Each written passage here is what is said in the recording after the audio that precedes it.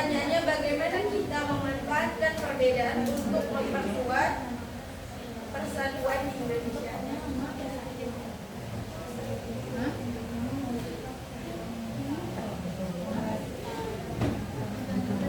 Kan berbeda daerah nih, dari mana, perbedaan itu bisa menjadi persatuan nggak? Atau justru menurut Ananda tidak boleh? Bagaimana?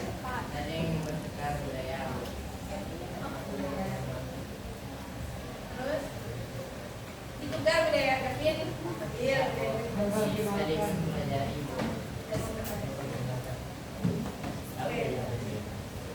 Kelompok dua, mau menanggapi?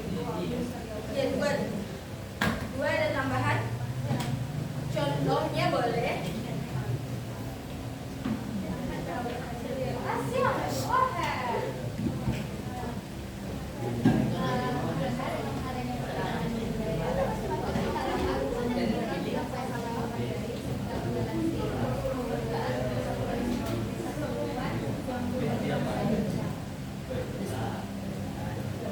Contohnya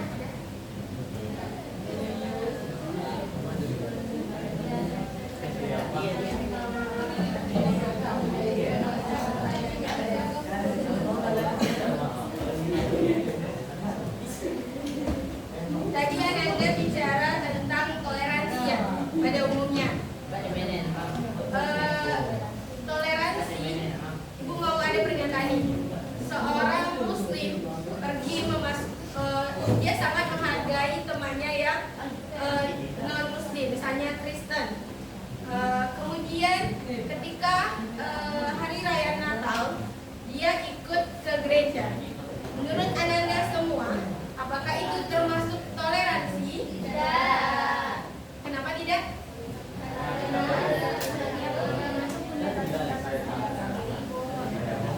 Toleransi itu baik ya. Dalam Islam diajarkan bagaimana toleransi yang sebenarnya.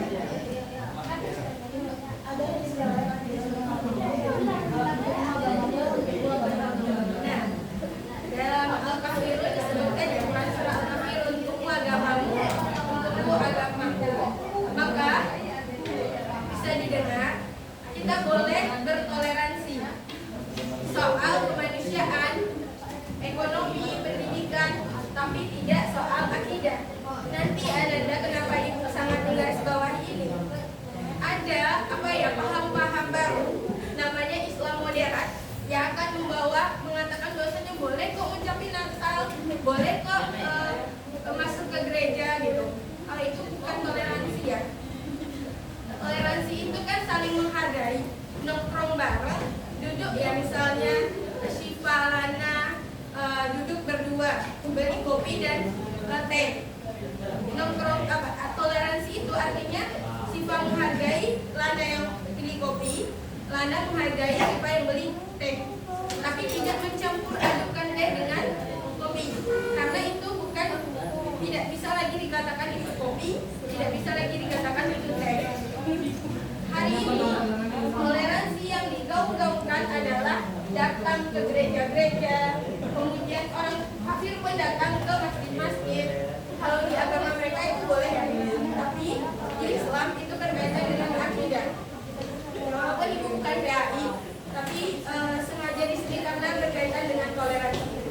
Bu, kalau misalkan kita punya tema, undang-undangnya kami nikah ya nikah, undangnya kita pernikahan.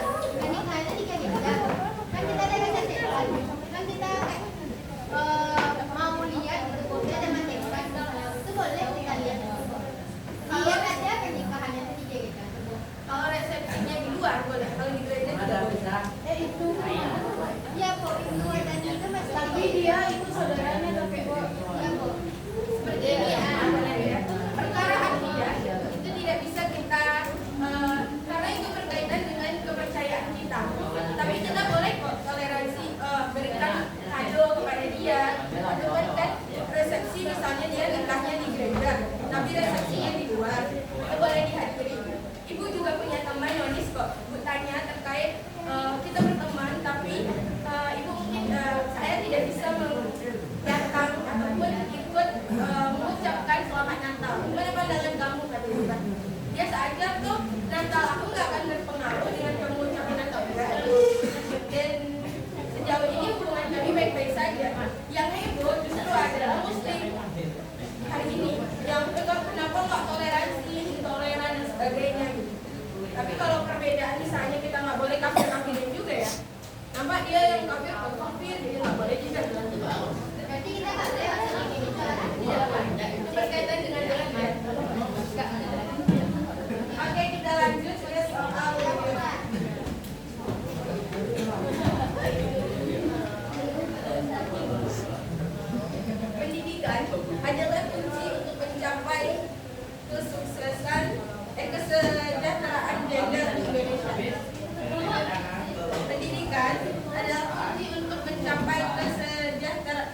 kesetaraan gender di Indonesia?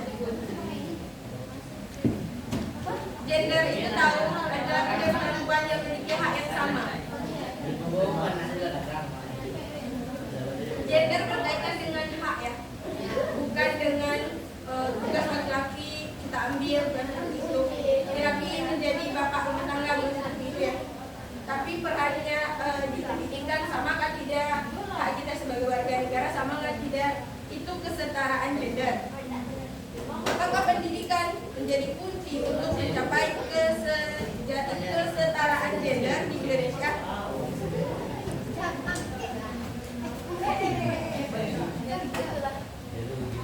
Kalau nggak paham boleh warna yang Anda kuasai ya.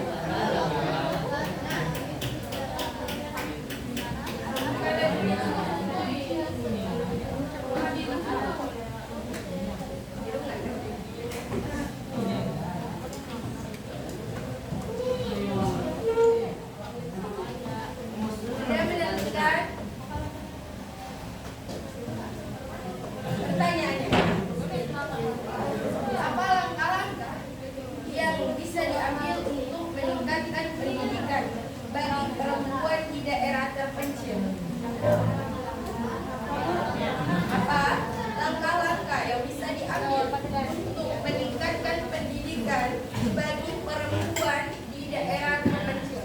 Tetap dengan warna tadi, tapi ungkapkan pernyataan Anda nanti anggapannya sesuai warna yang diambil. Terima kasih waktu, silakan direkomkan.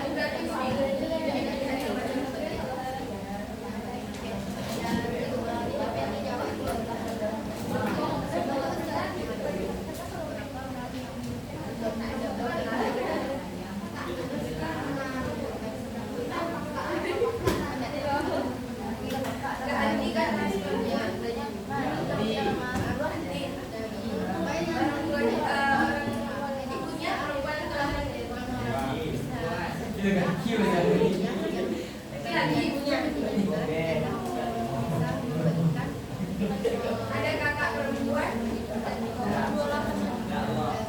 Adik? Berapa ada tukar? Ada. Ada tuh nggak? Laki-laki semua.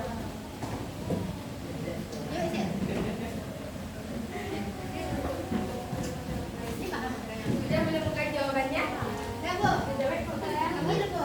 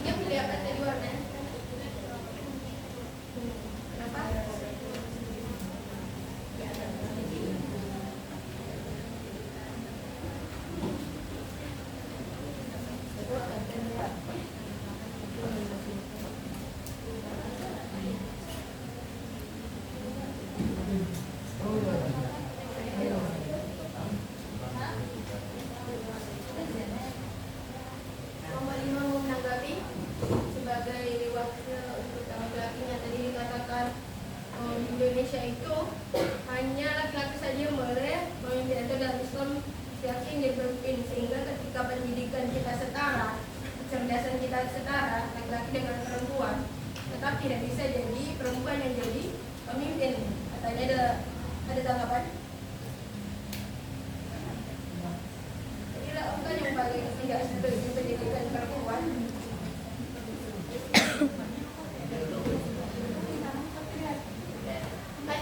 Anti nggak ada yang bicara perempuan juga.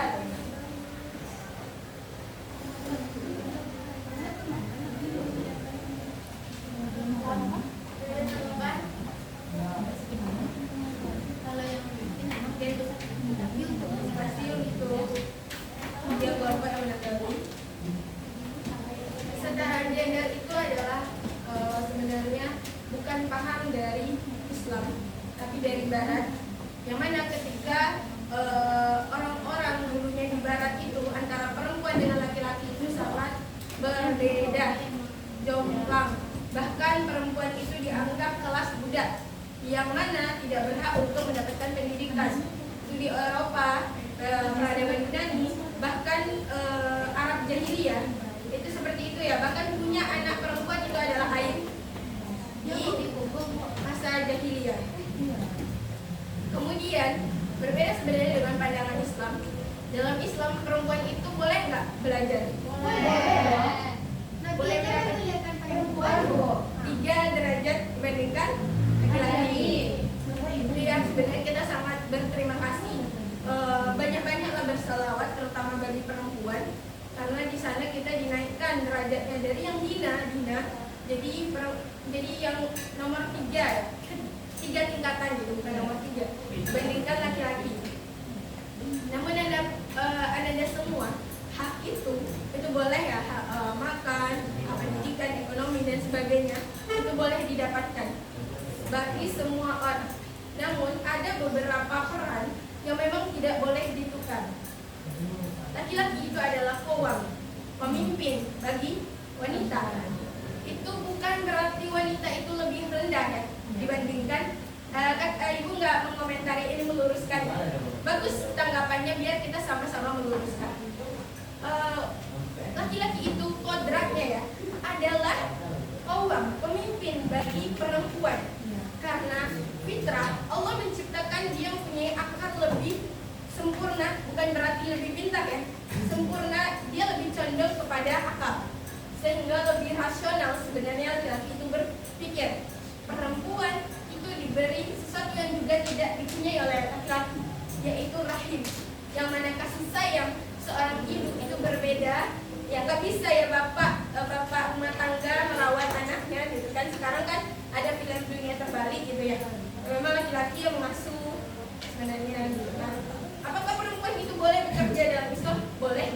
Itu hukumnya mubah, boleh saja, tetapi tidak boleh meninggalkan pekerjaan utamanya, peran utamanya sebagai ibu dan juga sebagai mengatur rumah tangganya. Maka ada beberapa bagian yang memang tidak bisa kita ambil peran ya di laki-laki itu. Itu bukan berarti kita Islam itu nggak adil ya, tetapi memang karena perempuan itu perasa. Bagaimana dia menentukan hukum ketika kasihan gitu. Nah, perempuan itu siapapun yang bilang ya, aku independent woman gitu, aku ini bisa kok tanpa laki-laki gitu. Tapi kita akan tetap punya rahim tadi yang punya kasih sayang, perasaan tadi akan tetap condong.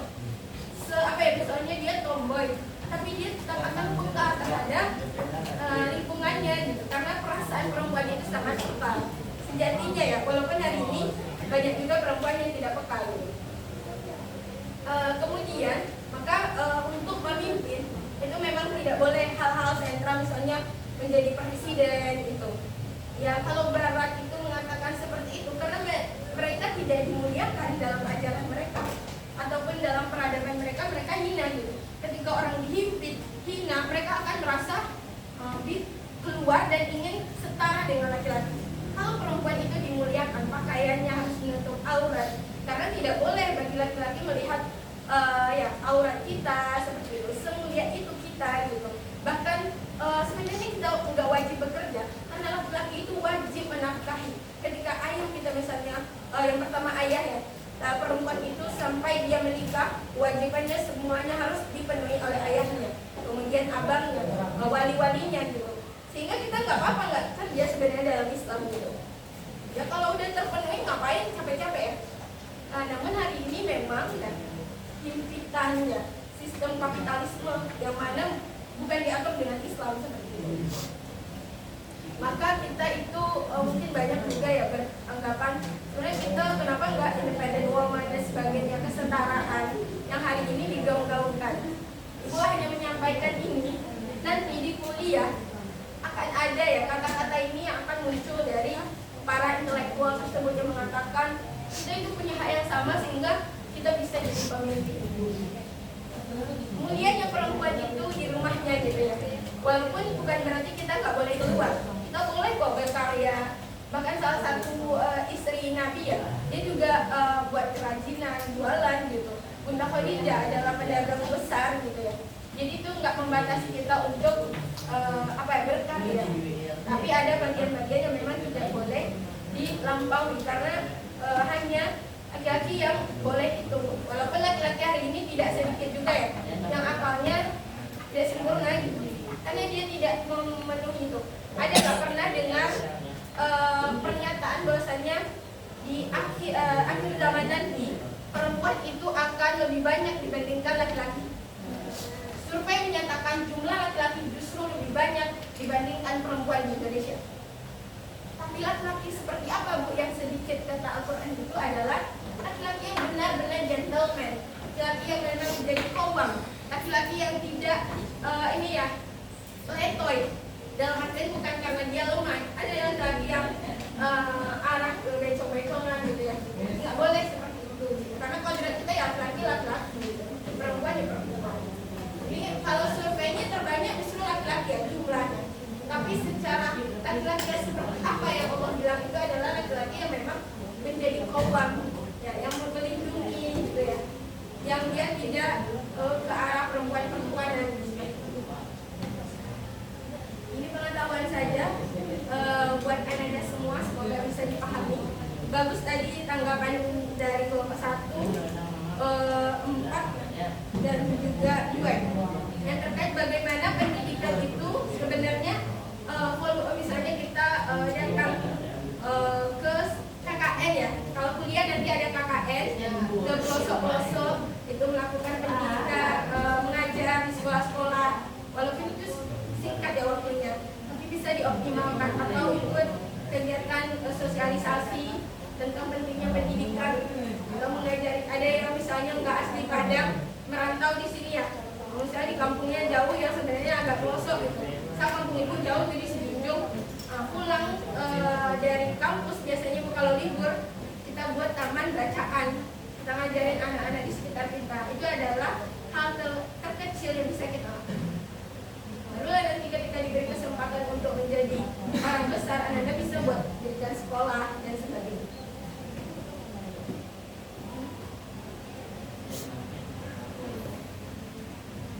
Sampai sini ada yang ditanyakan? Ya. Masih semangat? Tidak? Oke, ada kita boleh berdiri semuanya. Berdiri semuanya. Silahkan berdiri.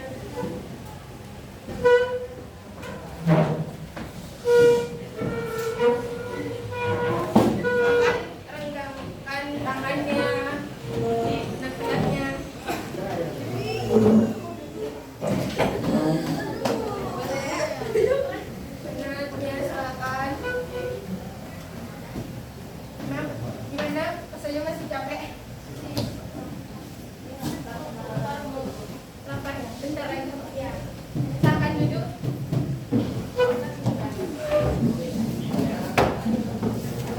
Soal kita sudah habis. Ada games berikutnya. Bentar lagi jam ini belum habis. Bentar lagi kok. Nanti kita 15 ibu berhenti, boleh istirahat 5 menit. Kita sampai 20 ya.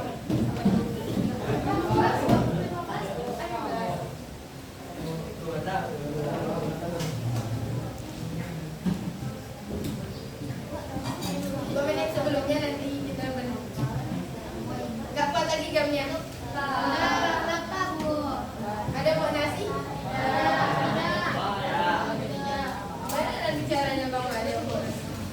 Sudah namanya tadi sudah? Sudah. Kelompok Ini baru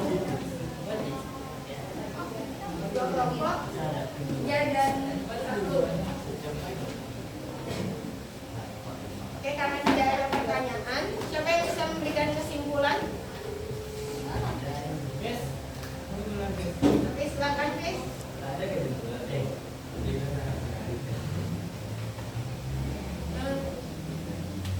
Empat di belakang kelas siapa?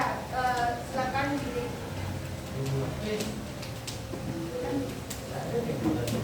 Apa enggak ada yang dapat sama Chris dari tadi dijelaskan? Enggak ada yang dapat.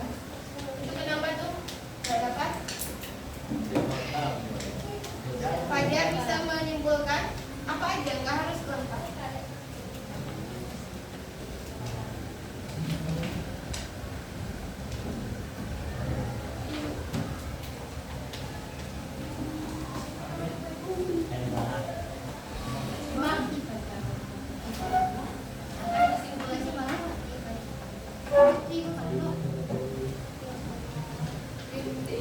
Apa aja dan dari materi kita tadi bisa ya Pak?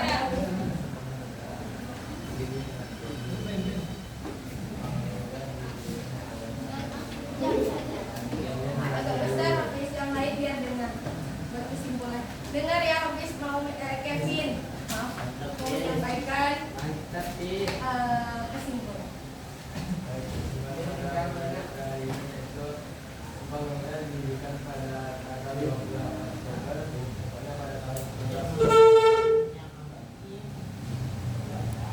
Kita beri tepuk tangan.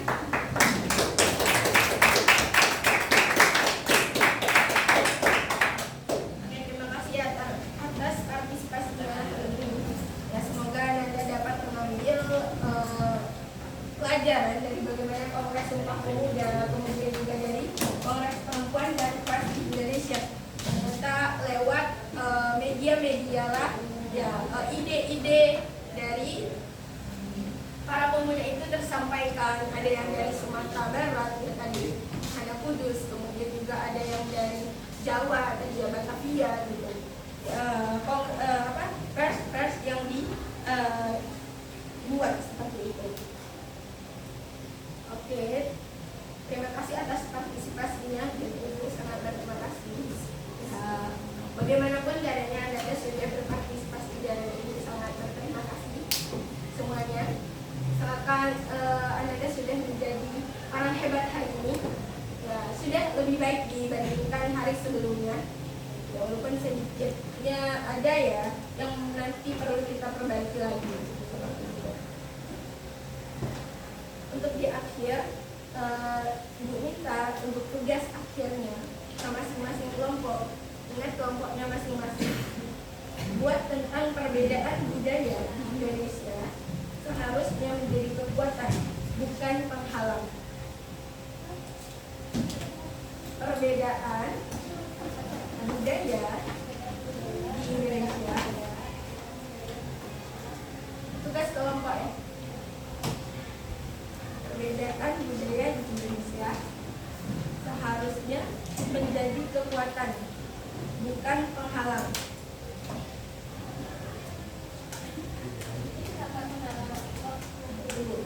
Tugas itu boleh Ibu beri pilihan, boleh berupa video, boleh berupa infografis, boleh berupa PPT, boleh berupa esai.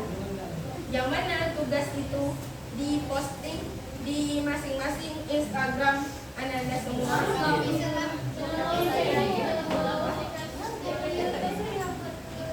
Tinggal screenshot bagian sedikitnya, terus kirim ke ibu yang khusus. Perwakilan boleh perwakilan saja.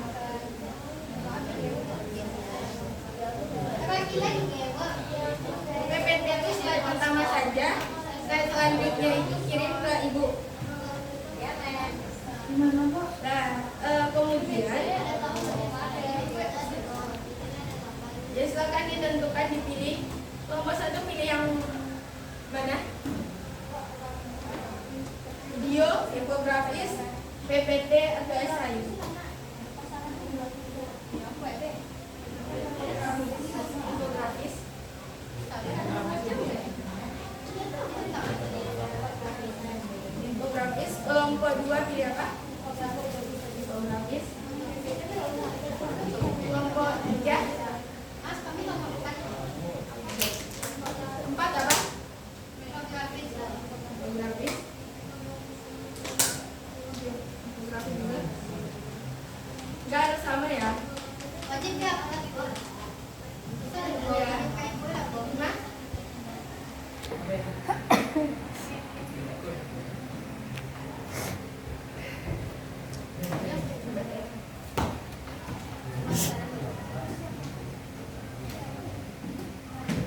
tugasnya wajib diupload di perwakilan saja dari masing-masing kelompok. Batasnya tanggal 28 Oktober 2000. Batasnya 28 Oktober 2024. Kemudian untuk posting Instagramnya agar ibu tahu silakan tag Instagram ibu.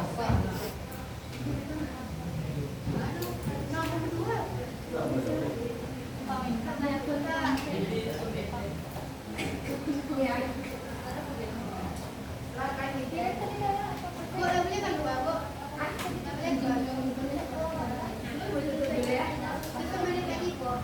Ya, mungkin demikian ya. Paham semua tugasnya? Lewat dari 28 Oktober ibu tidak akan menerima lagi. Mohon maaf apabila ada salah kata. Semoga dapat pelajaran hari ini dan dapat tambahan ilmu. Ibu tutup dengan wabillahi taufiq wal hidayah.